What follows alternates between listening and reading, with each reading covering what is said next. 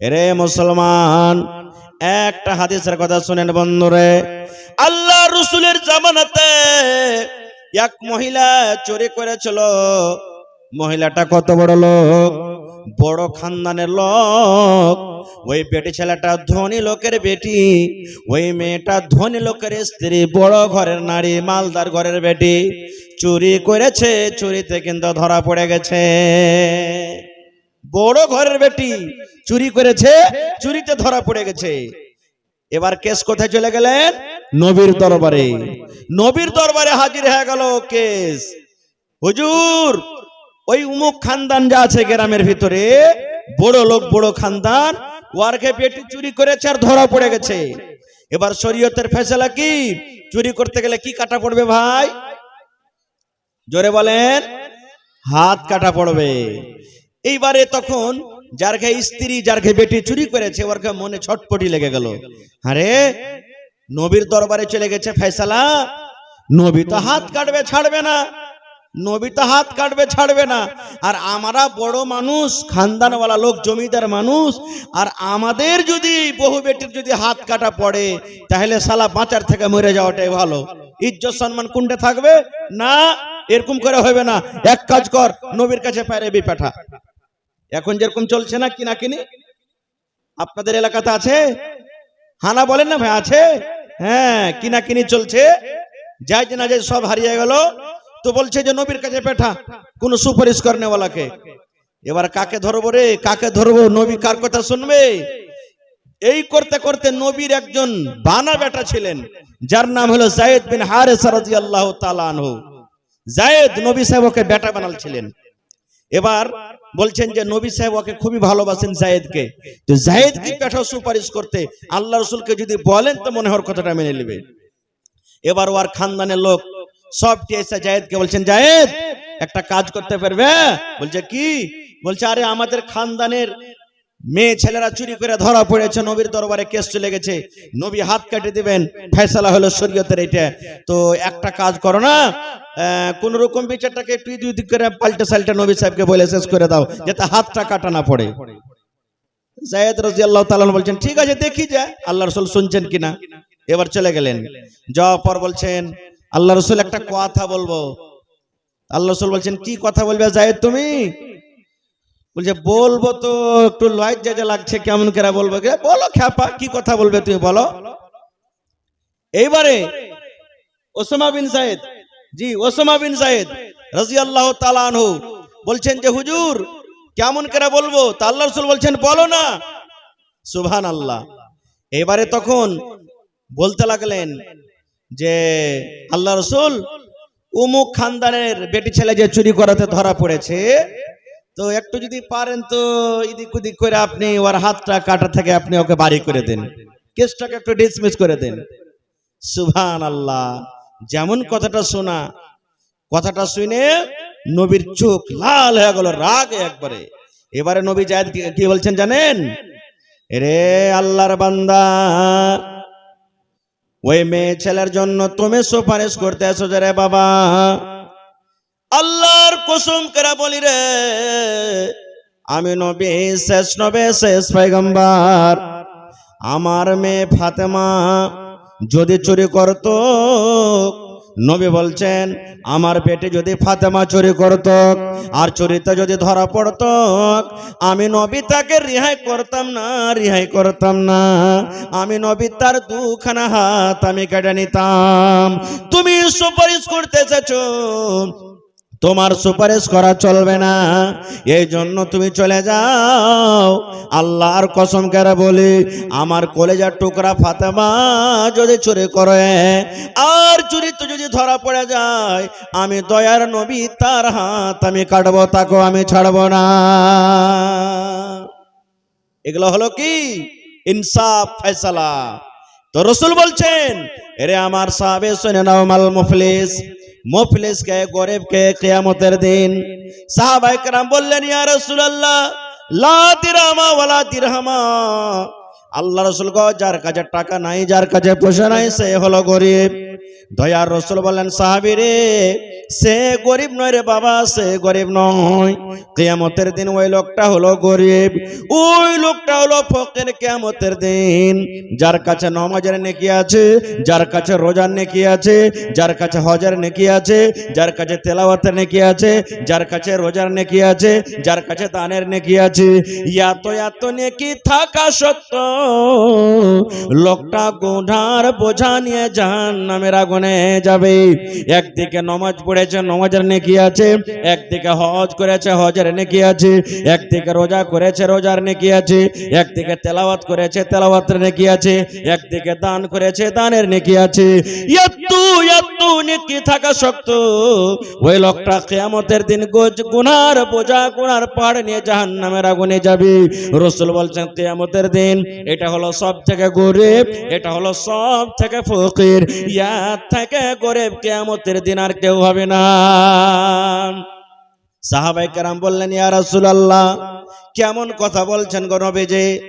একটা লোক নামাজ পড়বে, নামাজের নেকি আছে, একটা লোক রোজা রাখবে, রোজার নেকি আছে, একটা লোক তেলাওয়াত করবে, তেলাওয়াতের নেকি আছে, একটা লোক দান করেছে, দানের নেকি আছে। এত নেকি থাকা সত্ত্বেও লোকটা কেমন করে জাহান্নামের আগুনে যাবে? লোকটা কেন জাহান্নামে যাবে? লোকটা কোন কারণে জাহান্নামের আগুনে যাবে? একটু দয়া করে বলে দেন। এবার দয়ার রাসূল বলেন, সাহাবী রে, লোকটা কেন জাহান্নামের আগুনে যাবে রে বাবা? তাইলে শুনে নাও। আল্লাহ রাসূল বললেন, ও আমার উম্মতের দল, একটা লোক নামাজ পড়েছে, নামাজ পড়ার যা নেকি হয় আল্লাহ তাকে দান করেছেন, কিন্তু ওই নামাজি লোকটার মুখ দিয়ে কোনোদিন ভালো কথা বের হতো না। লোকের পরে জুলুম করত, লোকের পরে অত্যাচার করত, লোকের আইল দাবিয়ে খেয়ে নিত। এবার যার আইল দাবিয়ে খাইত, যে লোকটার পরে জুলুম হইতো, তার সাথে লড়তে পারত না, তার সাথে ঝগড়া করতে পারত না। এবারে ওই গরিব লোকটা আল্লাহ রাব্বুল আমিনের দরবারে বিচার দিয়ে দিবেন, মাবুদ রে, আমি তার মোকাবিলা করতে পারবো না, আল্লাহ হাজির মোকাবিলা করতে পারবো না, ওই মৌলানার মোকাবিলা করতে পারবো না, আল্লাহ মন্ডলের মোকাবিলা করতে পারবো না, আল্লাহ মুখিয়া সারপঞ্চের মোকাবিলা করতে পারবো না। আল্লাহ তুমি ফয়সালা করনেওয়ালা, আল্লাহ তুমি ফয়সালা করে দাও। আল্লাহর দরবারে ঘুষ চলবে না, আল্লাহর দরবারে সুপারিশ চলবে না। এক সরিষা পরিমাণ বরাবর আল্লাহ রাব্বুল আলামিনের দরবারে এদিক ওদিক নাই অন্যায় হবে না।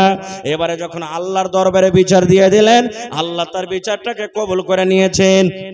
এবার যেদিন কিয়ামতের দিন আল্লাহ রাব্বুল আমিন বিচারের কাঠগড়াতে ওই লোকটাকে দাঁড় করাবেন, ওই মাওলানাকে দাঁড় করাবেন, ওই মুখিয়াকে দাঁড় করাবেন, ওই সারপঞ্চকে দাঁড় করাবেন, ওই মন্ডলকে দাঁড় করাবেন, ওই নমাজিকে দাঁড় করাবেন, হাজিকে দাঁড় করাবেন।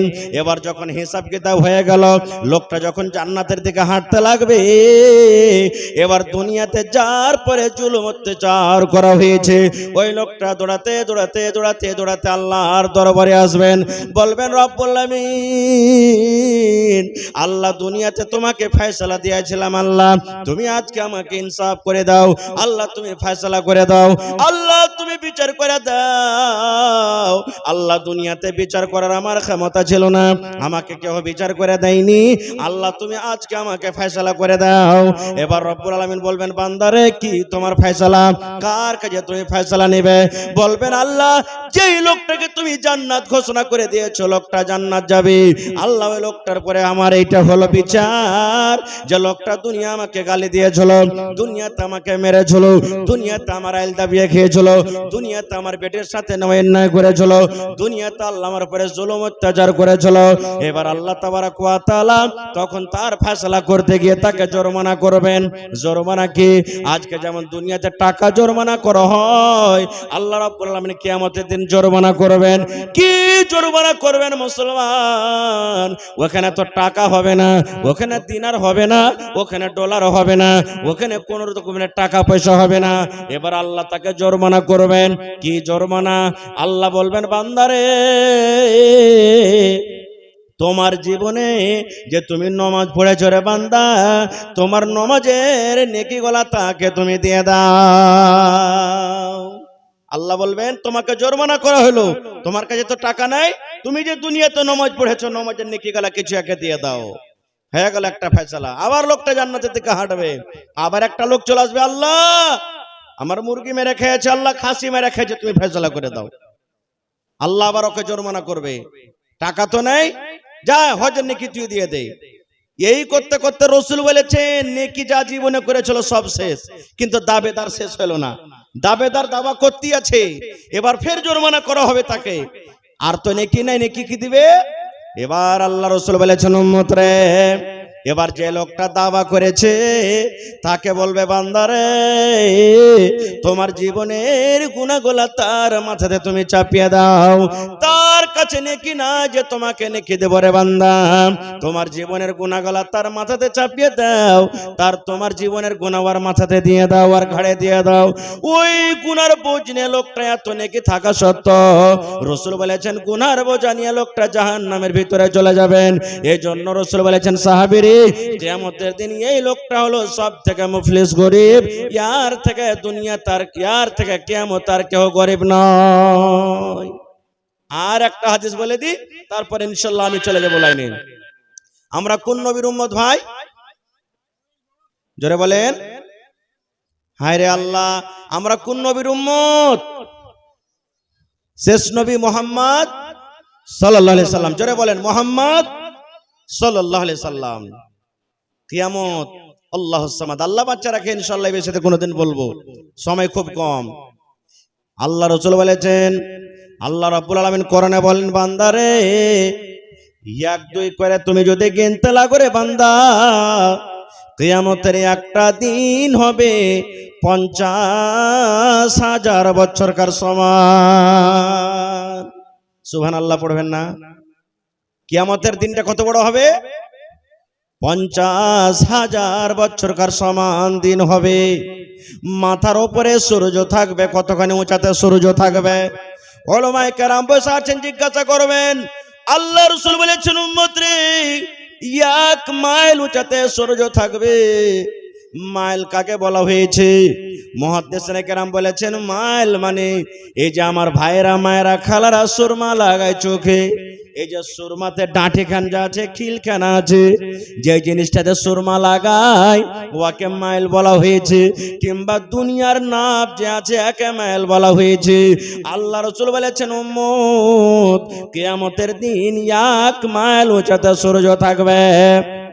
আজকে ঠান্ডার কারণে আপনি টুপি দিয়ে আছেন, পরনে আপনার জ্যাকেট আছে, ফুল প্যান্ট আছে, পায়ে জুতা মুন্দা আছে। আল্লাহ রাসূল বলেছেন উম্মত রে, ওই কিয়ামতের দিন তোমার মাথাতে কোনো ছায়া হবে না রে উম্মত। তোমার মাথাতে টুপি হবে না, তোমার মাথাতে মফলার হবে না, তোমার গায়ে কোন রকমের জ্যাকেট হবে না, পায়ে তোমার জুতা মুঞ্জা হবে না।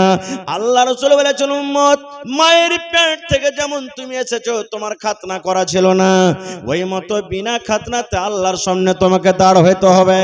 নর হোক কিংবা নারী হোক, বেটা ছেলে হোক কিংবা বেটি ছেলে হোক, সমস্ত লোককে ন্যাংটা হয়ে উলঙ্গে আল্লাহর সামনে দাঁড় হইতে হবে। যখন কথাটা বলা, আল্লাহ নবীর স্ত্রী মা আয়েশা রাদিয়াল্লাহু তাআলা আনহা মুখখানটাকে লজ্জার কারণে এরকম ভাবে ঘুরিয়ে নিলেন।